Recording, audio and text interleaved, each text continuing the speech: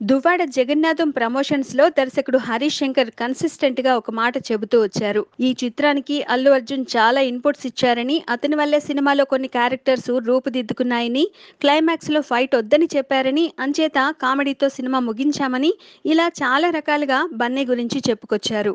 ఒక దర్శకుడి నుంచి మాక్సిమం పిండుకుంటాడంటూ అతనికి కితాబులు కూడా ఇచ్చారు. ఇకపోతే ఈ చిత్రం అతుకుల బొంతలా ఉందని, ఎక్కడ ఎమోషనల్ గా ఇన్వాల్వ్ చేసే విషయం లేకపోగా, కనీసం ఎగ్జైట్ చేసే మాస్ సీన్ కూడా లేకుండా పోయిందని, ఇంత చప్పటి కమర్షియల్ మసాలా సినిమా చూసినా చూడకున్నా ఒకటేననే విమర్శలే ఎక్కువ వినిపిస్తున్నాయి.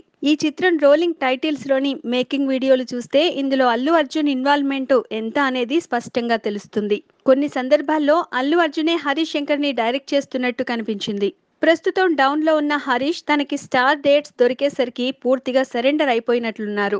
అల్లు అర్జున్ ఇన్పుట్స్ తీసుకోవడమే కాకుండా అతను మేకింగ్ లో ఎంత ఇన్వాల్వ్ లేదా ఇంటర్ఫియర్ అయ్యారో తెలిసేటట్టు రోలింగ్ టైటిల్స్ లోనే కవర్ చేశారని, తద్వారా ఈ సినిమా చూసిన వారికో మెసేజ్ పాస్ చేశారని కామెంట్లు పడుతున్నాయి. ఇంతకాలం లేనిది ఈ సినిమాకే అల్లు అర్జున్ ఎందుకింతగా మేకింగ్ లో వేలు పెట్టారో మరి.